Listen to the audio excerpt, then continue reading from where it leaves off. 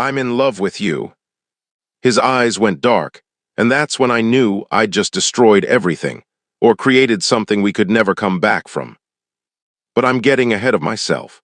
It all started 3 weeks earlier, the night of my 22nd birthday, when I realized I'd stopped seeing Jackson as my guardian and started seeing him as something else entirely. 3 weeks earlier, I'd come home from college for winter break with one goal: survive 3 weeks in the house without letting Jackson see what I'd become. A disaster. A complete disaster who'd spent the last 4 years at university slowly, agonizingly realizing that the man who'd raised me wasn't just my guardian. He was the blueprint for every failed relationship I'd ever had.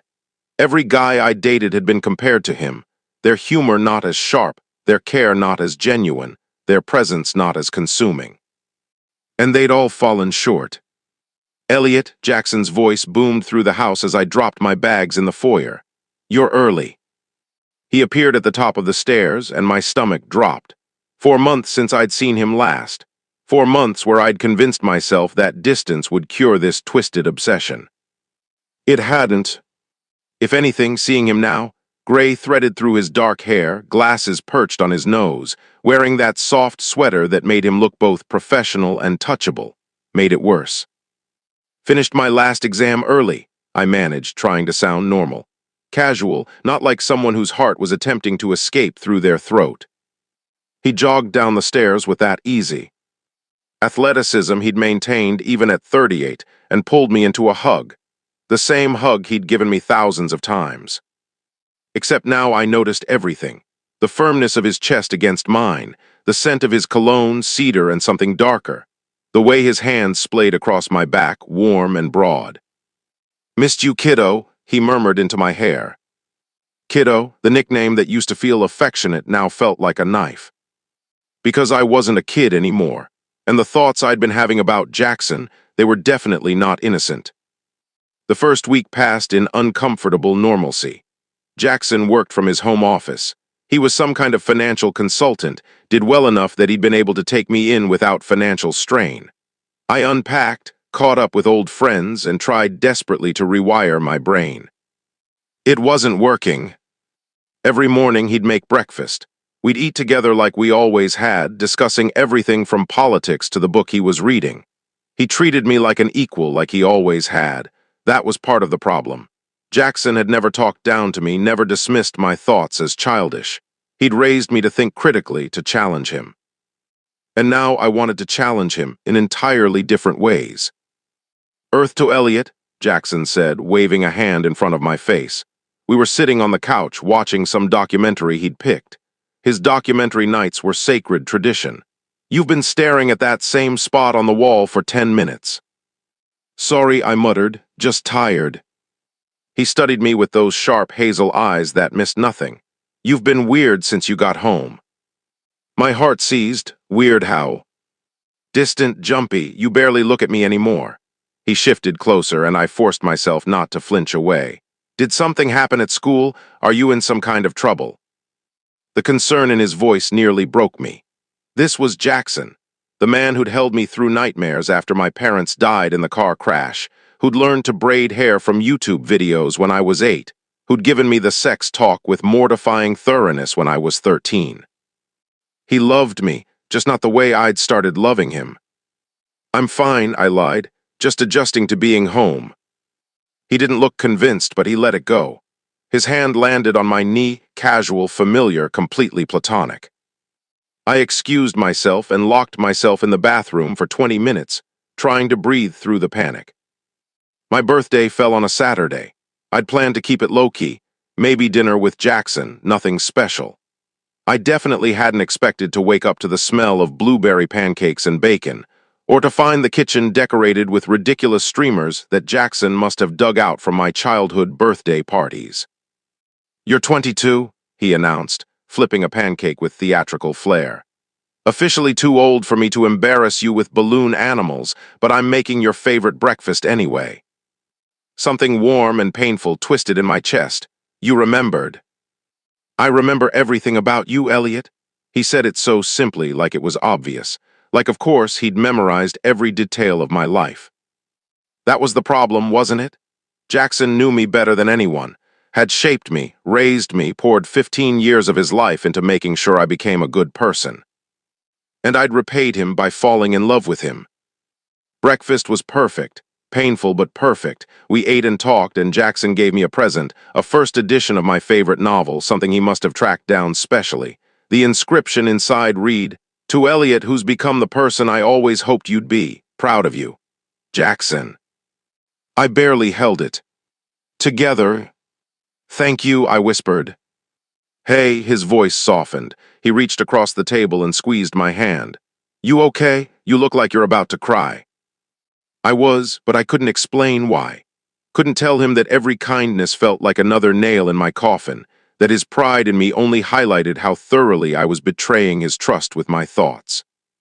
"Just emotional," I managed. "Birthdays, you know."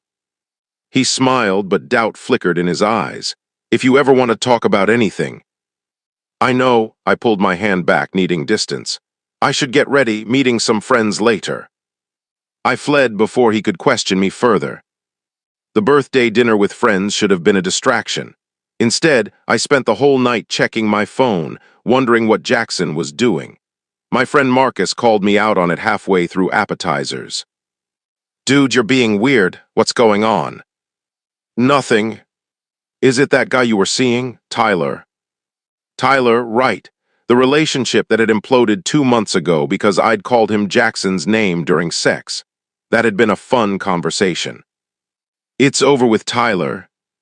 "Then what?" Marcus leaned in, lowering his voice. "You've been off for months. Talk to me." I almost did, almost confessed the whole twisted mess. But what would I even say? That I was in love with my guardian, that I spent every night fantasizing about the man who'd raised me, that I was the worst kind of person. "Just stressed about graduation," I lied. "Job hunting and all that." Marcus didn't believe me, but he let it drop. I came home at 11, expecting Jackson to be asleep. Instead, I found him in the living room, whiskey in hand, staring at nothing. "Hey," I said quietly, "you waited up." "Couldn't sleep." He looked up at me, and something in his expression made my breath catch. "Sit with me." I should have said no, should have gone to my room, should have maintained the distance I'd been trying to build. I sat. "You're not happy," he said after a long silence. "And don't tell me you're fine, because I've known you for 15 years, Elliot. I know when something's wrong." "Jackson." "Is it me?" His voice cracked slightly. "Did I do something? Because you've been pulling away since you got home, and I can't figure out what I did wrong." Oh God, he thought this was his fault. "You didn't do anything wrong," I said quickly. "Jackson, you've been perfect. You've always been perfect. This isn't about you." "Then what is it about?" The question hung in the air between us. He was looking at me with such genuine concern, such love, the kind of love a parent has for their child, the kind of love that was pure and good, and everything I was corrupting with my feelings. "I need to figure some things out," I said finally. "About myself. It's not your fault, I promise." He studied me for a long moment, then nodded slowly. "Okay, but Elliot, whatever it is, you can tell me. You know that, right? There's nothing you could say that would make me love you less." I nearly laughed or cried or both. If only he knew. I lasted 2 more days before everything imploded. It was late past midnight. I couldn't sleep, tangled in sheets and thoughts I couldn't escape. The house was quiet, Jackson asleep in his room down the hall. At least I thought he was asleep. I'd been lying there for hours, mind racing, when I made a decision. I couldn't keep living like this. Couldn't keep lying to him, couldn't keep pulling away. Jackson deserved to know why I was acting strange. And maybe if I confessed, if I exposed this ugly truth, it would cure me. He'd be horrified, would set clear boundaries, and I could finally move on. That was the plan, anyway. I crept down the hall to his room, heart hammering, knocked softly. "Come in," his voice called, not sleepy at all. He was awake, sitting up in bed with a book, reading glasses perched on his nose, looking unfairly good in a simple t-shirt. "Can't sleep either?" he asked, setting the book aside. I stood in the doorway, every prepared speech evaporating from my mind. "Elliot," he frowned, concerned. "What's wrong?" "I need to tell you something." He patted the bed beside him. The same casual gesture he'd made thousands of times when I was younger and needed comfort. Come here. I walked over on shaking legs, sat on the edge of his bed, felt the mattress dip slightly under his weight. Whatever it is, he said gently, you can tell me. Could I, though? Could I really look at the man who'd raised me, who'd given up so much of his life for me, and confess that I'd fallen in love with him? I've been struggling with something, I started, voice barely above a whisper. For a while now, years maybe. He waited, patient as always.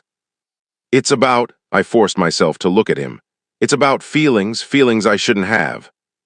Something flickered in his expression, concern, confusion, feelings for someone. Yes. Okay, he shifted slightly and his hand found mine, squeezed, supportive, encouraging. Tell me about them, this person who's got you so twisted up. This was it, the moment of truth. I swallowed hard. He's the most important person in my life. He's been there for me through everything. He's kind and intelligent and patient. He makes me laugh. He challenges me. He sees me, really sees me, in a way no one else ever has. Jackson's thumb traced circles on my hand. He sounds special. He is, my voice broke, but I can't have him, it's impossible. Wrong, even. Why? Because of who he is, our relationship, the way we know each other. Tears were building behind my eyes. Because loving him the way I do would destroy everything good between us. The circles on my hand stopped. When I finally looked up, Jackson's expression had changed. The patient concern had shifted into something more complex, understanding beginning to dawn in his eyes. Elliot, he said slowly, who are we talking about? I couldn't say it, couldn't speak the words. He shifted closer, his hand moving from mine to my chin, tilting my face up to meet his eyes. Who? He asked again, voice barely a whisper. The distance between us was nothing. I could count his eyelashes, see the faint stubble on his jaw, feel the heat radiating from his skin. You, I breathed. It's you, Jackson, it's always been you. For a moment the world stopped. He went completely still, his hand frozen against my face. I watched emotions flicker across his features, shock, confusion, and something else I couldn't name. Then he moved, fast. His hand slid into my hair, gripping, and suddenly I was being pulled forward, not into a hug, into something else entirely. How long? His voice was rough, strained. I don't know, years maybe, but I really realized it 4 years ago when I left for college. 4 years, he let out a shaky breath. 4 years you've been carrying this. I'm sorry, I whispered. I know it's wrong, I know I'm messed up for feeling this way. You raised me and I've ruined everything. Stop, his grip tightened in my hair, not painful but commanding. Don't apologize. I froze. What? Don't you dare apologize for this. His other hand came up to frame my face and he was close, so close. Do you have any idea what you're saying, what you're asking for? I'm not asking for anything, I said quickly. I just needed you to know, needed to explain why I've been weird, I don't expect. Elliot, my name on his lips was different now, charged. Look at me. I met his eyes, found something burning there that made my breath stop. You're not the only one who's been struggling, he said quietly. You're not the only one who's been having thoughts you shouldn't have. The world tilted. What?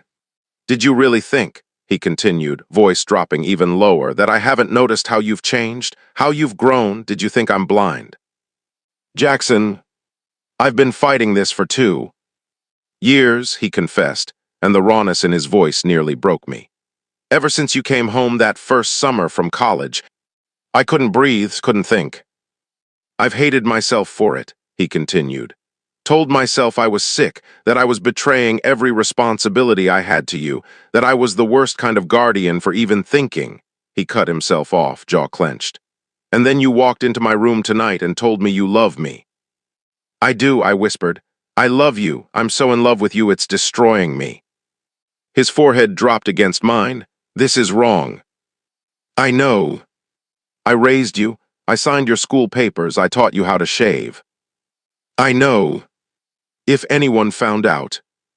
I know. We can't do this. I know. Tears were sliding down my face now. I know all of that, Jackson, but I can't make it stop. I've tried. God, I've tried so hard. For a moment we just breathed together, foreheads pressed, his hands cradling my face like something precious. Then he whispered, "You're not a child anymore, are you, Elliot?" And that's when I told him the truth, when his grip tightened in my hair and everything changed forever. "Say it again," he demanded now, pulling back just enough to look at me. "Tell me again what you just told me." "I'm in love with you." "Do you understand what that means?" His voice was rough, almost desperate. "Do you understand what you're asking for?" "I understand that I can't breathe properly when you're in the room," I said, words tumbling out. "I understand that every person I've ever dated was just a shadow of you. I understand that this is probably the most messed up thing in the world, but I don't care anymore. I can't care. I need you to know." And now I know. His thumb traced my cheekbone, catching a tear. Now we both know, and there's no going back from this. "So what do we do?" The question hung between us, heavy with possibility and terror. Jackson looked at me for a long moment, war playing out across his face. Duty against desire, responsibility against need. Everything he'd built his life on against this impossible thing between us. Then he leaned in, close enough that I could feel his breath on my lips. "We make a choice," he whispered. "Right now. Either we pretend this conversation never happened, we set boundaries, and we move on with our lives. Or," his hand tightened in my hair almost painfully, "or I kiss you, and we both accept that we're about to cross a line we can never uncross." My heart was going to explode. "What do you want?" "What do I want?" He let out a shaky laugh. "I want to be a good person, Elliot. I want to do the right thing. I want to be the guardian you deserve. But I've wanted you for 2 years, and having you here in my bed telling me you love me," his voice dropped to something raw and broken, "it's taking everything I have not to." "Then don't," I interrupted, meeting his eyes. "Don't fight it, not anymore. I'm 22, Jackson. I'm an adult. I can make my own choices." I shifted closer, closing the last inches between us. "I'm choosing this, choosing you. I've been choosing you for years." "Elliot." "Kiss me," I whispered. "Please, just once. If it's wrong, if it's a mistake, we'll deal with it after. But please, just—" He snapped. His mouth crashed against mine, hard and desperate and nothing like I'd imagined. This wasn't gentle or sweet or careful. This was years of repression breaking apart. His hand in my hair tilted my head back, deepening the kiss, and I made a sound I'd never made before. Jackson groaned against my mouth, pulling me closer into his lap against his chest. His free hand slid down my back, pressing, claiming. I kissed him back with everything I had, years of wanting pouring out of me. When we finally broke apart, we were both breathing hard. His pupils were blown wide, his lips swollen. He looked wrecked. "This is insane," he breathed.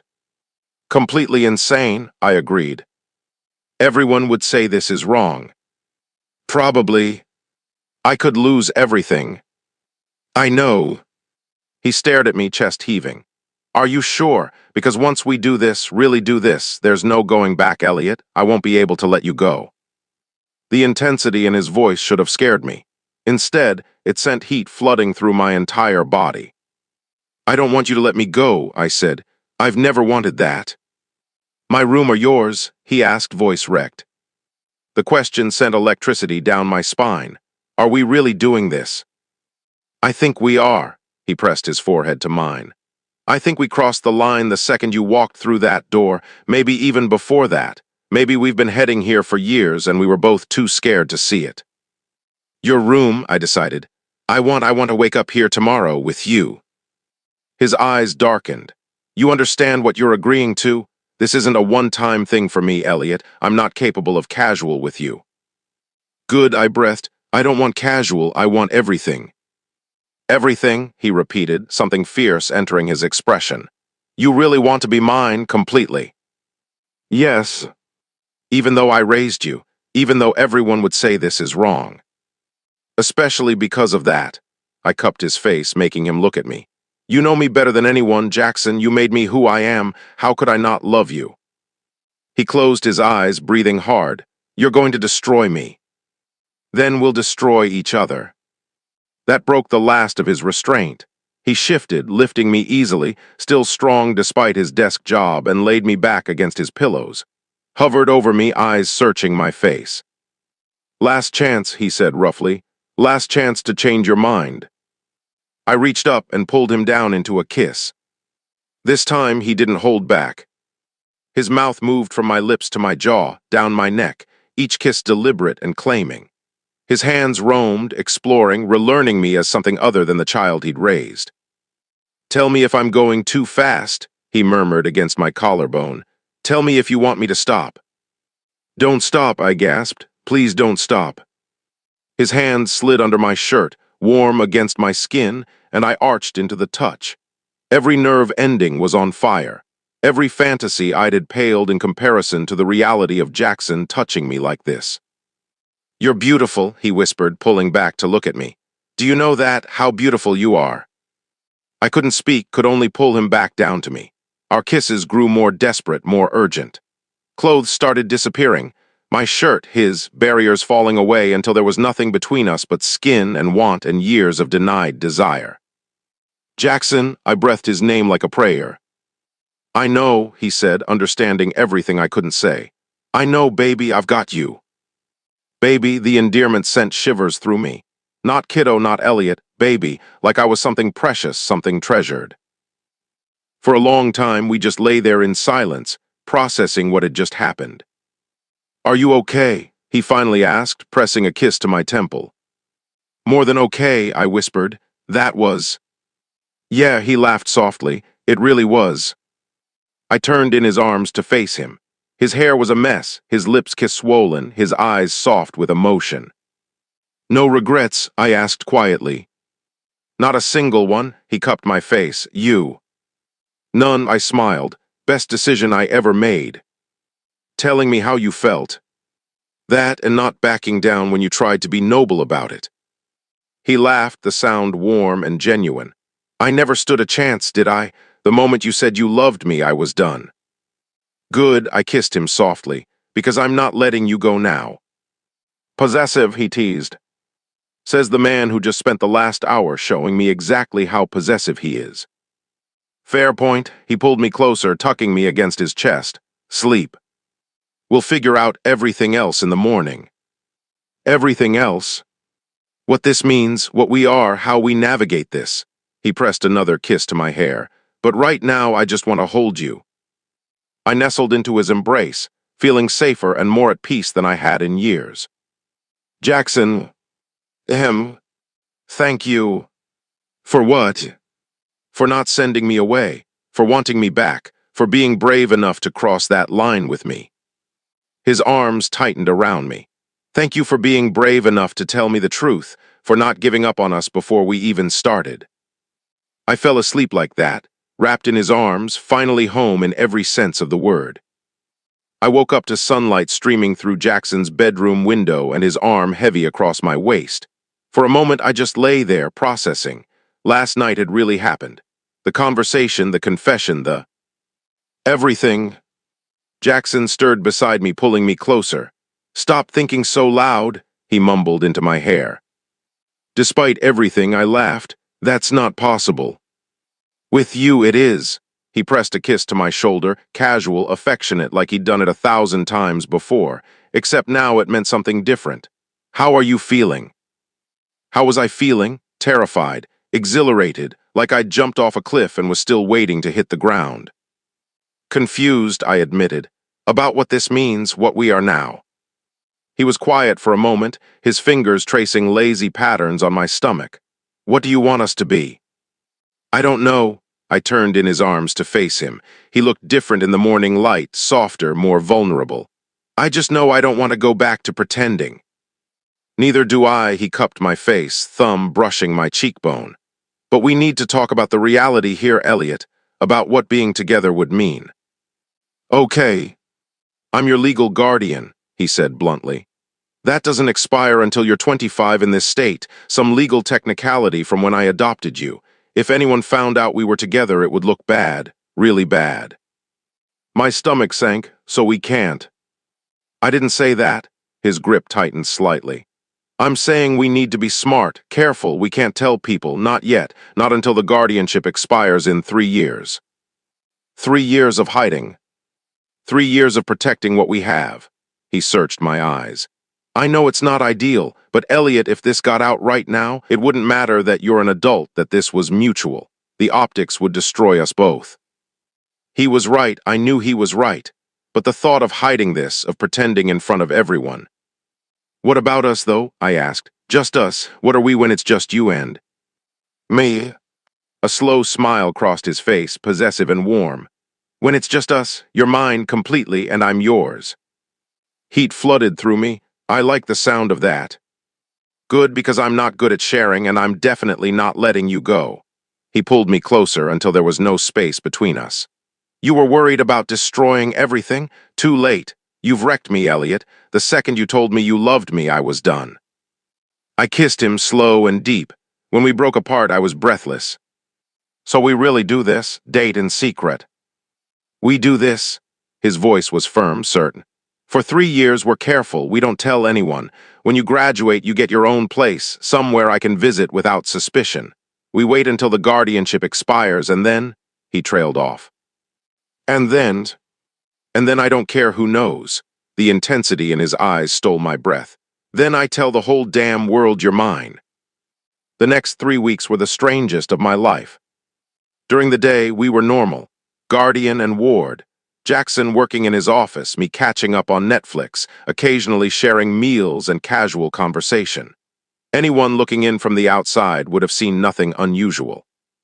But at night, I snuck down the hall to his room, and we pretended the rest of the world didn't exist. We learned each other slowly, not just physically, but in all the ways we'd never allowed ourselves before. Jackson told me about the loneliness of raising a child alone, about the fear that he'd screw me up, about the moment he realized his feelings had shifted from paternal to something else entirely. I told him about every failed relationship, every time I'd compared someone to him, every moment I'd hated myself for wanting something I thought I could never have. You were so careful with me, I said one night, wrapped in his arms. Even that first night, you kept asking if I was okay. Because you're everything to me, he said simply. I've protected you your whole life, Elliot. I'm not going to stop now just because the way I love you has changed. The way he said it, so matter-of-fact, so absolute, made my chest ache. I love you, I whispered, so much. I know, he pressed a kiss to my temple. I love you too, more than I ever thought possible. But reality had a way of intruding on even the most carefully constructed secrets. It came in the form of my friend Marcus, who showed up unannounced. One afternoon, "Dude, I've been texting you for days," he said, barging into the house like he always did. Marcus had been coming over since we were kids. Jackson had always welcomed my friends. "You've been a ghost. What's going on?" "Nothing," I said quickly, too quickly. Jackson appeared from his office, all professional friendliness. "Marcus, good to see you. How's school?" They chatted for a few minutes. Jackson had always been good with my friends, always made them feel welcome. But I caught the way his eyes flicked to me, the barely noticeable tension in his shoulders. "Want to grab dinner?" Marcus asked me. "Like old times." "Sure," I agreed, because refusing would have been suspicious. Jackson's expression didn't change, but I saw the flash of something dark in his eyes. Jealousy, possessiveness. "Have fun," he said evenly. "Don't stay out too late." The guardian voice, the one he used when he was pretending this, was still a normal guardian-ward relationship. Dinner with Marcus was torture. "Okay, seriously," he said halfway through our meal. "What's up with you? You've been weird for months, but now you're like, I don't know, different." "Different how?" "Happy," he frowned, "but also like you're hiding something. Are you seeing someone?" My heart stopped. "What?" "You've got that look, that I'm getting laid regularly look," he grinned. "Come on, spill, who is it?" "There's no one," I lied. "Bullshit, you're a terrible liar, Elliot." He leaned forward, curious.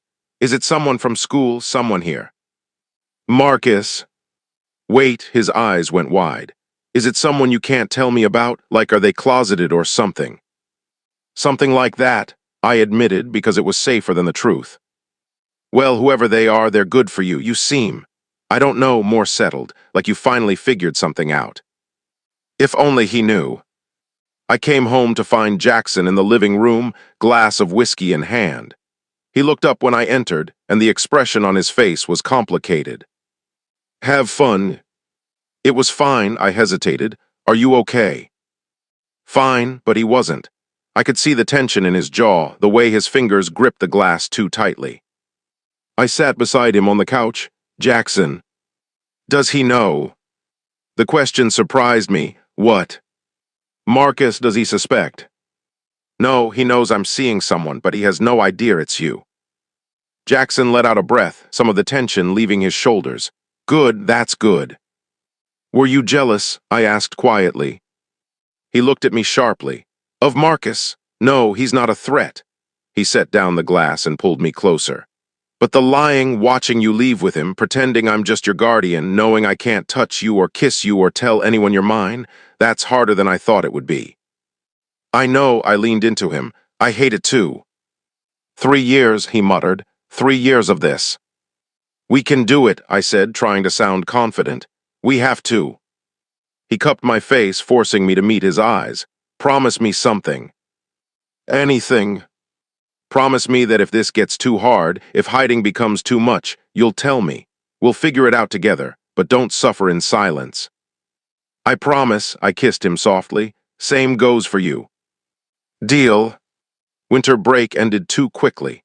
The day I had to leave for school came with a knot of anxiety in my stomach. It's just a few months, Jackson said as I packed.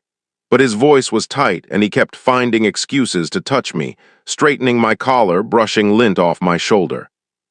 Spring break is in 3 months, I reminded him, and I can come home some weekends. I know, he pulled me into his arms, holding tight. I'm going to miss you. The house is too quiet without you. I'll call every day. You better, he pulled back, searching my face. Be safe, study hard, and Elliot. Yeah. Don't forget about me while you're surrounded by college guys. I laughed despite the ache in my chest. Not possible. You ruined me for everyone else, remember. Good, he kissed me then, deep and claiming, like he was branding the memory onto my skin.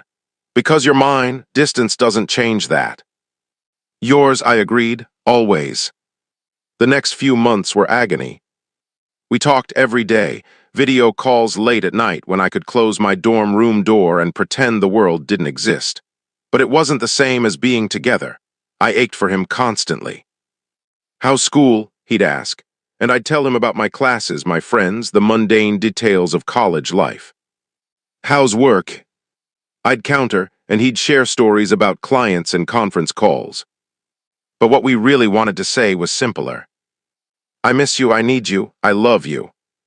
Sometimes we'd just sit in silence, watching each other through the screen. 7 weeks until spring break, he said one night. 7 weeks, I echoed. I'm counting down. Me too, his voice dropped. I have plans for when you get home. Heat flooded through me, plans. So many plans. The promise in his voice sent shivers down my spine. I'm going to make up for every night I couldn't touch you. Jackson, I'm going to keep you in my bed for a week straight, he continued, and I could see the hunger in his eyes through the screen. Going to make you forget anyone else exists. I already forgot, I breathed. There's only you. But then everything went wrong. It started with a phone call from my uncle. Come home this weekend. We'll figure this out together. The drive home was the longest 4 hours of my life. I kept imagining worst-case scenarios. Jackson losing custody, being investigated for abuse, our relationship exposed and vilified. He was waiting when I arrived, pulling me into his arms the second I walked through the door. Breathe, he murmured into my hair. Just breathe. I'm scared, I admitted. I know, me too. He pulled back to look at me. But we're going to be smart about this. As far as anyone knows, we're guardian and ward, nothing more.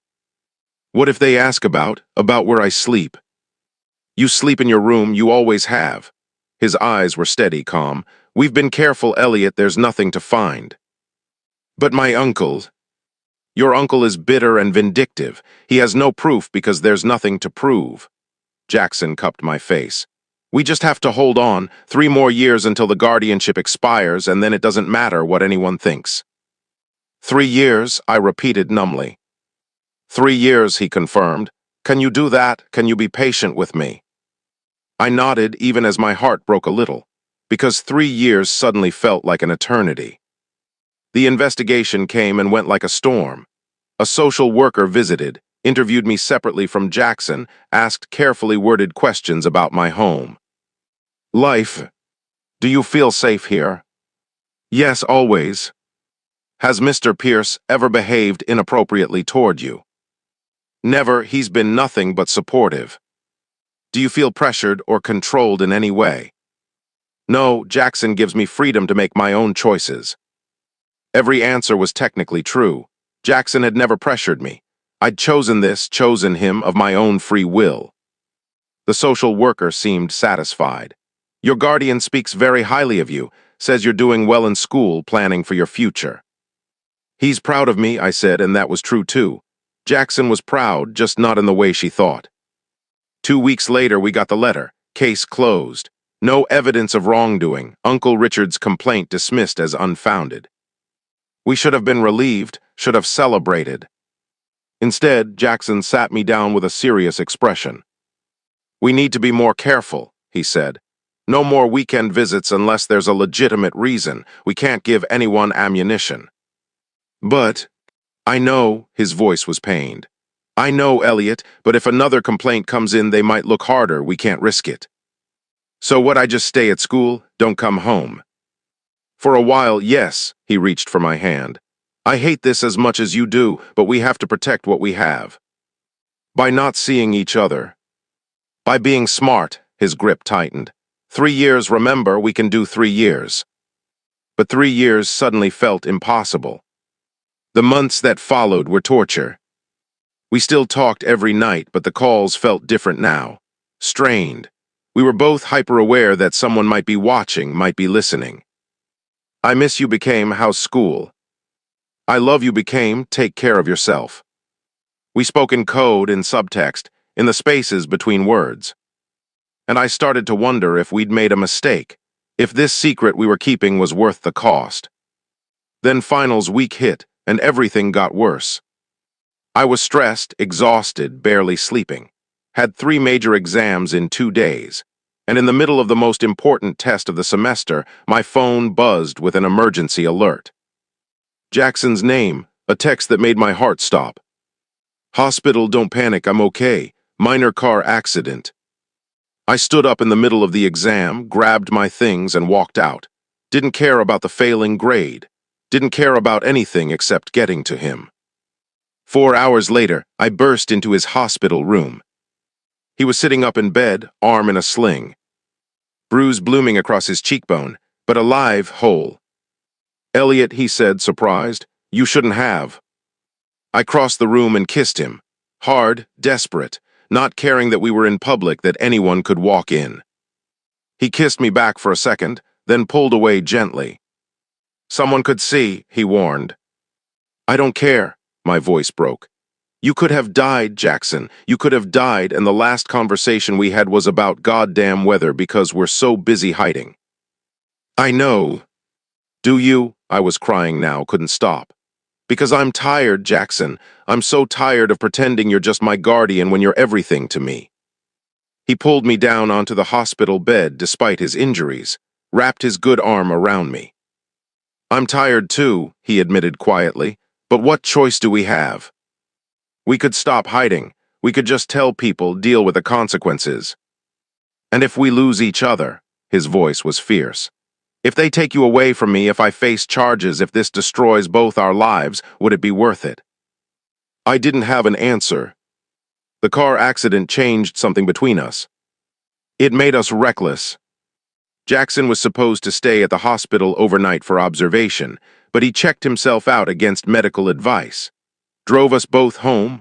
Well, I drove since his arm was in a sling. The second we were through the door, he pulled me against him with his good arm. 3 years is too long, he said roughly. I can't do 3 years of barely seeing you. Neither can I. Then we compromise, we're more careful about how we hide it, but we stop staying apart. His eyes were intense. You come home more often. We video call without worrying about who might overhear. We stop letting fear control us. What if someone finds out? Then we deal with it. He kissed me hard. But I'm done pretending I can live without you, Elliot. The accident made me realize life's too short to waste it hiding. You're armed. I don't care about my arm. He backed me toward the stairs. I care about making up for 3 months of not touching you. We made love that night with desperate urgency. His injured arm didn't slow him down. If anything, it made him more determined to show me exactly how much he'd missed me. Afterward, tangled together in his bed, he held me close and whispered promises against my skin. Never again, he said. I'm never going that long without seeing you again. Promise. Promise. We made it work. For the next year, we found a rhythm. I came home every few weeks, always with a plausible excuse. Laundry, grabbing stuff I'd left behind, needing a quiet place to study. During the day, we were guardian and ward. At night, behind closed doors, we were something else entirely. It wasn't perfect. We still couldn't go on real dates, couldn't hold hands in public, couldn't introduce each other as partners. But we had moments. Jackson coming to watch me play in an intramural soccer game, cheering from the stands like any proud guardian. But afterward, in the car, his hand on my thigh as he told me how good I looked running. Me cooking dinner for him, something I'd learned at school, and the way his eyes went soft as he watched me move around the kitchen. Late nights where we'd just talk, working through papers for my classes or discussing his latest project. The intellectual connection that had always been there now layered with physical intimacy. I love this, he said one night, both of us in his bed, my laptop balanced on my knees as I typed an essay while he read a book. Just being together, even if we're not doing anything. Me too, I agreed. It feels normal, like we're just a couple, he finished, like we're just a couple. And for those stolen moments, we were. But the universe wasn't done testing us. It came in the form of Marcus, showing up unexpectedly when I was home for spring break. Jackson answered the door. Marcus, Elliot didn't mention you were coming by. Wanted to surprise him, Marcus grinned, stepping inside. Is he here? Upstairs, Jackson said, and something in his voice made me freeze where I was standing at the top of the stairs. Because I was wearing Jackson's shirt, the one I'd grabbed from his floor after we'd spent the morning in bed, the one that was clearly too big for me, clearly not mine. Marcus looked up, saw me, and his expression shifted. Hey man, he said slowly, nice shirt. Oh, I scrambled for an explanation. Laundry day, borrowed one of Jackson's. Right, but Marcus's eyes were sharp, noticing. Can we talk outside? My heart sank, sure. We sat in his car, engine off, tension thick between us. How long? Marcus asked quietly. What? Don't play dumb, Elliot. The accusation hung in the air like a bomb. I don't know what yours.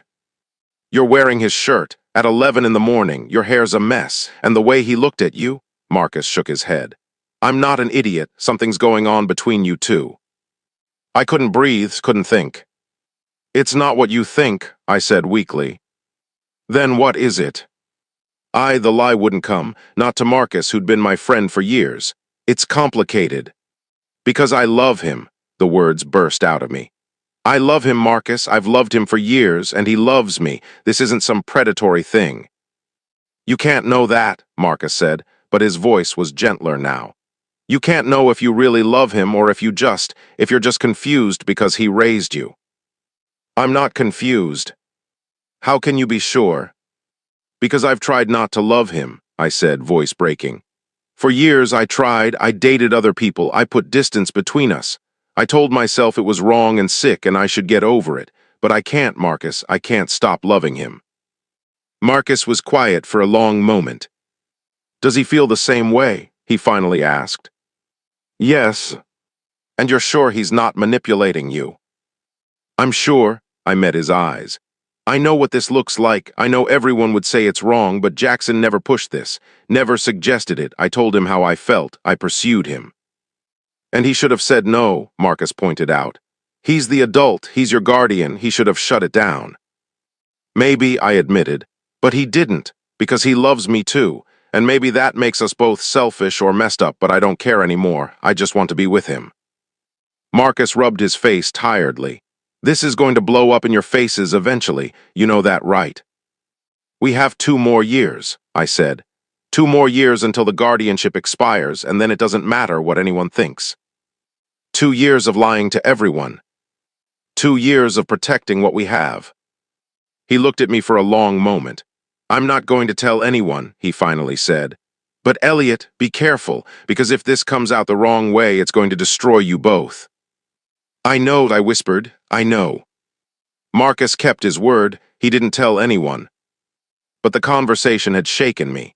Because he was right, we were one slip-up away from disaster. Jackson saw it in my face when I came back inside. He knows, I said. I figured, Jackson pulled me close. What did he say? That we're being reckless, that this is going to blow up. I looked up at him. He's not wrong. No, he's not. Jackson's jaw was tight. But I meant what I said, Elliot. I'm not giving you up. Not for your uncle, not for Marcus, not for anyone. Even if it costs you everything. You are everything, he said simply. Without you, there's nothing to lose. The next 18 months passed in a blur of careful moments and stolen time. I graduated college with honors.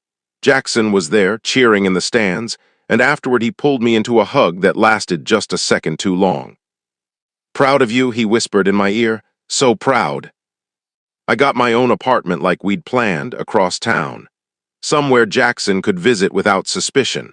We started having real dates there, cooking dinner together, watching movies, falling asleep tangled up in each other. It felt like progress, like we were building towards something real. 1 more year, Jackson said one night, both of us on my couch. 1 more year and the guardianship expires. We can be public. We can stop hiding. And then what? I asked. We just tell everyone, hey, by the way, I'm dating the man who raised me. Something like that, he smiled. Or we just live our lives, stop worrying about what other people think. That easy. That easy, he kissed me softly. We've made it this far, haven't we? We had, against all odds, despite everything stacked against us, we'd made it work. But of course, nothing is ever that simple.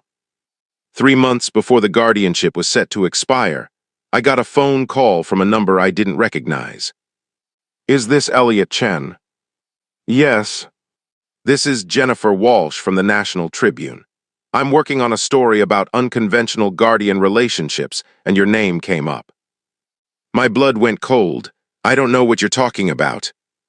We have sources suggesting that you and your guardian, Jackson Pierce, have been in a romantic relationship for several years. Care to comment? No comment, I hung up, hands shaking. This was it. This was the disaster we'd been dreading. I called Jackson immediately. We have a problem. The article came out 3 days later. Former ward alleges inappropriate relationship with guardian, screamed the headline. They'd interviewed my Uncle Richard, who'd apparently been feeding them information for months. Had anonymous sources claiming they'd seen us together, acting inappropriately. They had no proof, no photos, no witnesses who'd actually seen anything concrete, but the implication was enough. My phone exploded with messages. Friends, distant relatives, old classmates, everyone wanted to know if it was true. Jackson's phone too, his clients, his colleagues, his friends. We need to respond, I said, pacing his living room. We need to deny it. And say what? Jackson asked quietly. That it's not true because that's a lie, Elliot. So what, we just admit it, let them destroy us. The guardianship expires in 3 months, he pointed out. We could wait it out, let the scandal die down, then live our lives openly. 3 months of this, I gestured at my still buzzing phone. 3 months of everyone thinking you're a predator. I can handle it. Well, I can't, I was nearly shouting now. I can't handle everyone looking at you like you're some kind of monster when all you did was love me.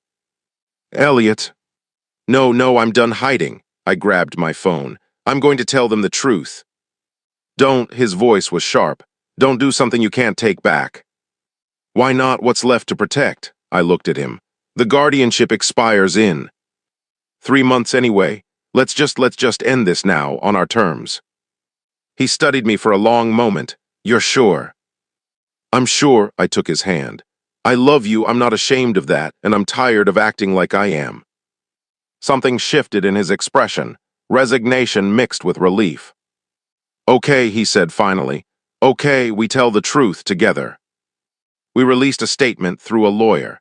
Confirmed that yes, we were in a relationship, that it had begun after I turned 22 and moved away for college, that it was consensual between adults and nobody's business but ours. The internet predictably lost its mind. Half the comments were supportive. He's an adult, let him love who he wants. The other half were vicious, grooming, predator, Stockholm Syndrome. It was brutal, exhausting, but also freeing. Because for the first time in years, we didn't have to hide. Jackson took me out to dinner, a real date at a real restaurant, held my hand across the table where anyone could see. How does it feel? He asked. Terrifying, I admitted, but good, really good. Worth it. I squeezed his hand, completely worth it. The scandal eventually died down like scandals do. Some clients dropped Jackson, but others stayed. Some friends cut ties, but the ones who mattered stuck around. Marcus called a week after our statement. You're really doing this, he said, going public with everything. Yeah. And you're happy. I looked across the room to where Jackson was making coffee, wearing my ridiculous apron, humming under his breath. Really happy, I said. Then I guess that's all that matters. Marcus paused. For what it's worth, I'm glad you're happy, man, even if the situation is weird as hell. I laughed, thanks, I think. 3 months later, the guardianship officially expired. We didn't do anything dramatic to celebrate. Just sat on the couch together, Jackson's arm around me, both of us feeling the weight of that paper dissolve into nothing. It's really over, I said. The guardianship is over, Jackson corrected, but everything else, that's just beginning. Everything else? He shifted, reaching into his pocket, pulled out a small box. My heart stopped. I know we can't legally marry yet, same-sex marriage laws being what they are, he said, but I wanted to give you this anyway. He opened the box. Inside was a simple silver ring. It's not an engagement ring, not officially, but it's a promise. He looked at me, eyes intense. A promise that you're mine, that I'm yours, that no matter what anyone says or thinks, we're in this together. I couldn't speak, could barely breathe. Elliot Chen, he said softly, will you wear my ring? Yes, I managed. Yes, absolutely yes. He slid the ring onto my finger. It fit perfectly. I love you, he said. I love you too, I kissed him deep and thorough. Always have, always will. Fast forward 3 years. I'm 28 now. Jackson is 43. We've been publicly together for almost 4 years. The scandal has long since faded into nothing. People have moved on to newer, more interesting controversies. We got married last year. A small ceremony, just close friends and the family members who'd stuck by us. Marcus was my best man. He gave a speech about how weird our relationship is, but how happy we make each other, and everyone laughed. It's unconventional. It's complicated. Some people will never understand it. But it's ours. What are you thinking about? Jackson asks now, walking into the kitchen where I'm making breakfast. Us, I say, how we got here. He wraps his arms around me from behind, chin resting on my shoulder. Regrets. Not a single one. I turn in his arms. You. Only that I didn't tell you I loved you sooner. He kisses me softly. Could have saved us both a lot of suffering. But then we wouldn't have appreciated this as much. Maybe, his grip tightens, you know what today is. Tuesday. 7 years since you came home for winter break, and everything changed. 7 years, it feels like a lifetime and no time at all. Best decision I ever made, I say, telling you how I felt. Second best, he corrects. Oh, what's the first? Choosing to love you back, he smiles. Even when I knew it was going to be complicated and messy and potentially disastrous. And was it worth it? He looks at me like I'm everything, like he'd burn down the world for me. Every single second, he says. People still ask me sometimes if I regret it, if I wish things had been different, easier, more acceptable. I tell them the truth. I'd do it all again in a heartbeat.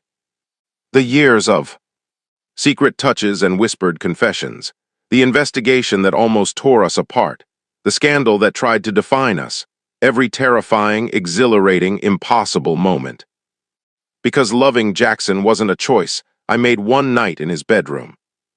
It was a choice I made every single day after. When the world called it wrong, I chose him. When fear told me to run, I chose him. When hiding became unbearable, I chose him. And he chose me back every single time. Breakfast is burning, Jackson murmurs against my neck, and I realize I've been standing here lost in thought while the eggs overcook. I laugh, turning off the stove. Guess we're having toast.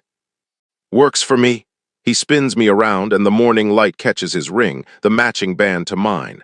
As long as I have you. 7 years ago, I stood in his hallway at 2 in the morning and confessed the most forbidden thing I'd ever felt. Today, I stand in our kitchen in broad daylight and feel that same electric truth singing through my veins. I'm his, he's mine. And the only thing that got destroyed was every version of myself that believed love had to look a certain way to be real. The end.